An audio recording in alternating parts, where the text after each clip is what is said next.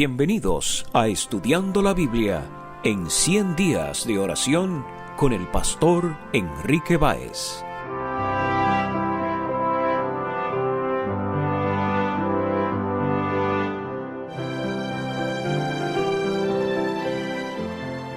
Hola, te saluda el pastor Enrique Báez. En este día, nuestra reflexión está basada en el Salmo 41, versículo 3. Jehová lo sustentará sobre el lecho del dolor, mullirás toda su cama en su enfermedad.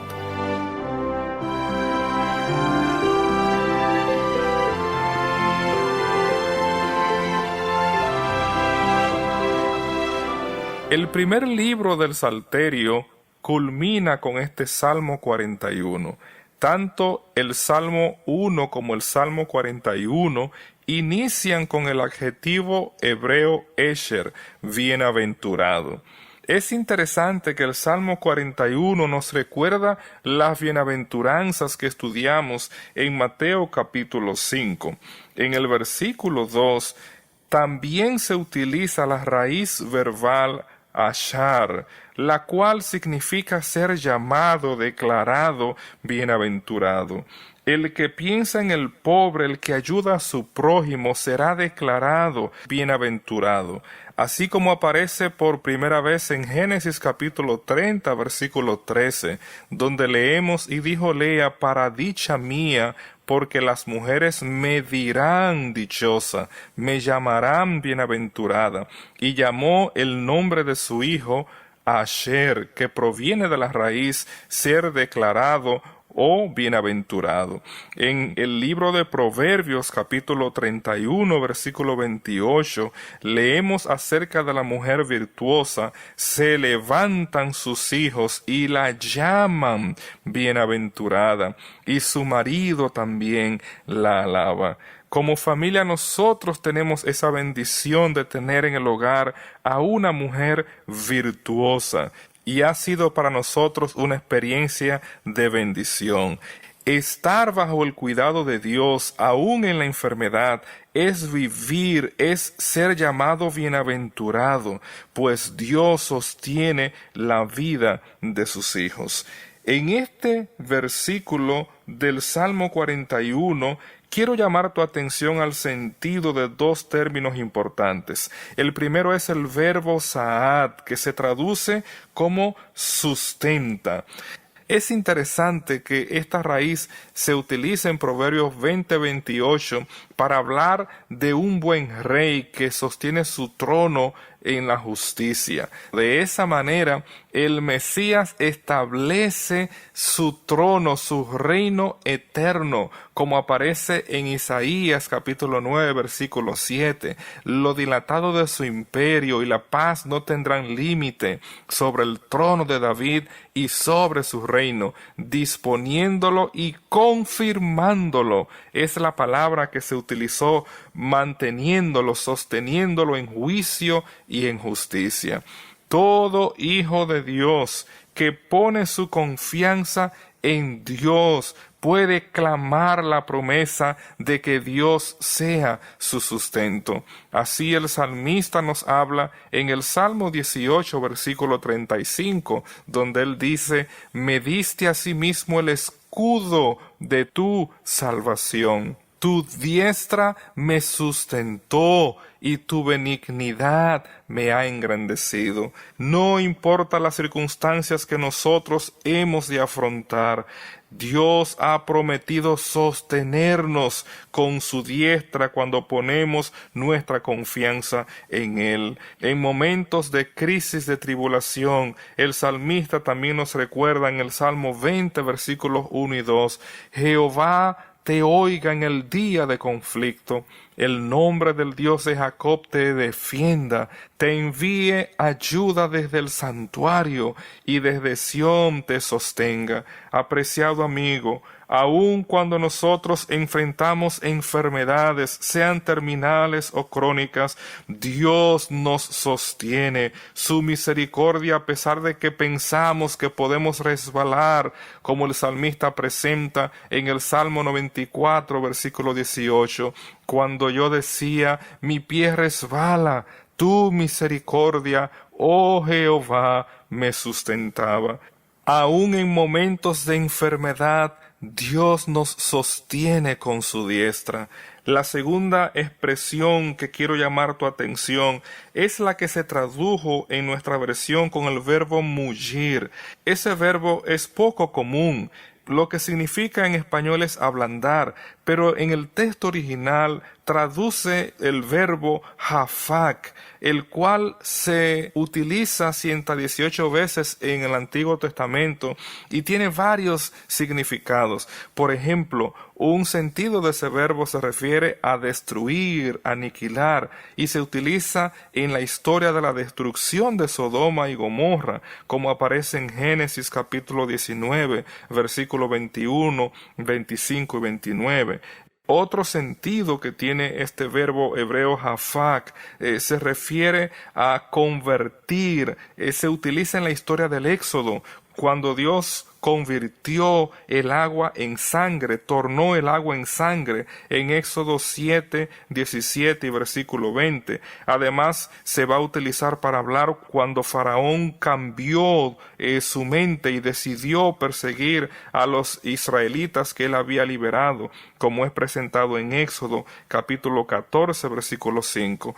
Además, otro uso que se le da a esta raíz verbal en la Biblia es en torno al relato de la lepra, su procedimiento de identificarla, si la piel o el pelo se torna de un color, como aparece en Levítico capítulo 13, versículos 3 y 4. Pero el sentido que quiero llamar tu atención, que me interesa al menos que entendamos en este día, en el contexto de este salmo, es el uso que tiene esta palabra, este verbo, para hablar de cambios. Dios cambia, Dios es el que torna. Lo negativo puede ser tornado en positivo y aún lo positivo puede ser tornado en negativo. Por ejemplo, cuando nosotros pensamos de un aspecto de algo positivo que se torna en negativo, en Amós capítulo 6 versículo 2 el texto nos dice, hablando de la nación en su infidelidad a Dios, que sus fiestas se van a convertir en lloro. Pero de igual manera, Dios tiene el poder para cambiar lo negativo en positivo. Y cuando nosotros pensamos en las experiencias que hoy atravesamos de enfermedad, nuestro Dios tiene el poder para cambiar lo negativo en positivo. En el libro de Jeremías, capítulo 31, versículo 13, leemos: entonces la Virgen se alegrará en la danza, los jóvenes y los viejos juntamente, y cambiaré su lloro en gozo, y los consolaré, y los alegraré de su dolor. Este salmo nos recuerda que aun cuando nos tocare sufrir, somos bienaventurados porque nuestro Dios nos sostiene y Él ha prometido cambiar nuestra cama de enfermedad en sanidad, en alegría, en gozo. En el Salmo 30, versículo 11, de manera similar se utiliza este verbo cuando se dice: has cambiado mi lamento en baile, desataste mi cilicio y me ceñiste de alegría. Apreciado amigo, muy pronto todo nuestro dolor, todas las experiencias de sufrimientos, enfermedades, en esta época en la que vivimos, que aun cuando perdemos un ser amado, no podemos realizar una ceremonia donde todos los familiares puedan estar reunidos. Muy pronto Dios va a cambiar nuestra tristeza, nuestros lloros en alegría. Muy pronto Dios, quien es nuestro sanador, el que nos cuida, el que nos sostiene, muy pronto las horas más oscuras de dolor y enfermedad, de soledad, quedarán en el pasado, pues Él cambiará nuestro llanto en gozo. Aún en la prueba, cuando tú y yo somos fieles a Dios, somos bienaventurados, porque nuestro Dios nos sostiene con su diestra, con su brazo derecho, y Él estará con nosotros hasta aquel día que su reino sea establecido. Apreciado amigo, que en este día tú y yo podamos dar gracias a Dios porque Él es fiel, y que podamos continuar siendo fieles a Él hasta que nuestro lloro sea finalmente convertido en gozo. Que Dios te bendiga. Había una mujer que desde hacía 12 años padecía de flujo de sangre y había sufrido mucho de muchos médicos. Cuando oyó hablar de Jesús, sucedió esto. San Marcos capítulo 5 versículos 25 al 34.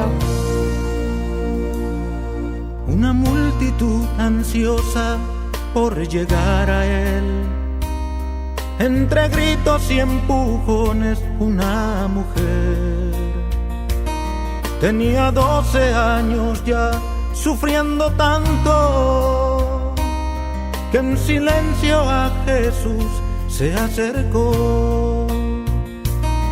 Sin lugar a dudas fue su fe muy grande, que nada en ese momento le importó. Su mayor anhelo era tocar el manto de Jesús, y al tocarlo en ese instante limpia quedó. ¿Quién me tocó?, preguntó Jesús. ¿Quién me tocó? Un gran poder de mí salió. ¿Quién me tocó?